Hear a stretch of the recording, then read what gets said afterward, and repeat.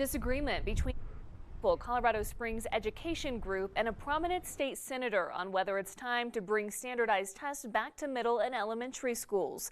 The end-of-year tests were put on hold last spring when the virus upended classroom teaching. KRDO News Channel 13's Jasmine Arenas is in downtown Colorado Springs with the story. Jasmine?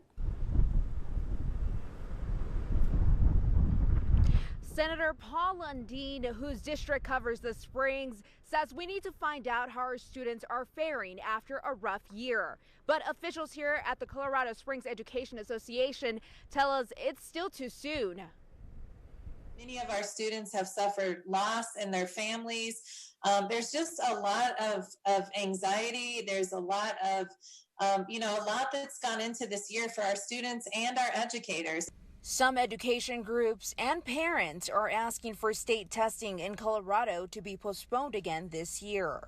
The number one priority should be a focus on those instructional minutes versus standardized testing. Colorado measures of academic success test students' proficiency in English, arts, science, math, and social studies. Do kids do as well in this situation? No.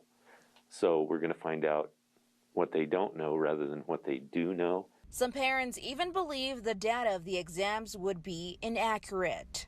With the pandemic and the lack of the structured system this year, I don't believe that they've had the chance to show their strengths in order to pass these so-called tests. Meanwhile, State Senator Paul Lundeen of District 9. We need to know where we are on behalf of all the students of Colorado so that we know from where we need to build back to.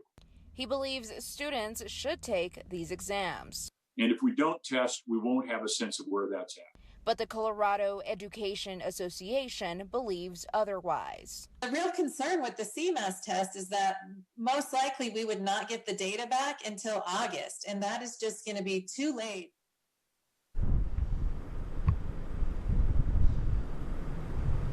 I'm told high school seniors will still have to take the SAT. Meanwhile, a decision from Governor Jared Polis on the future of standardized testing is still in the books. In Colorado Springs, I'm Jasmine Arenas for KRDO News Channel 13. Jasmine, thank you.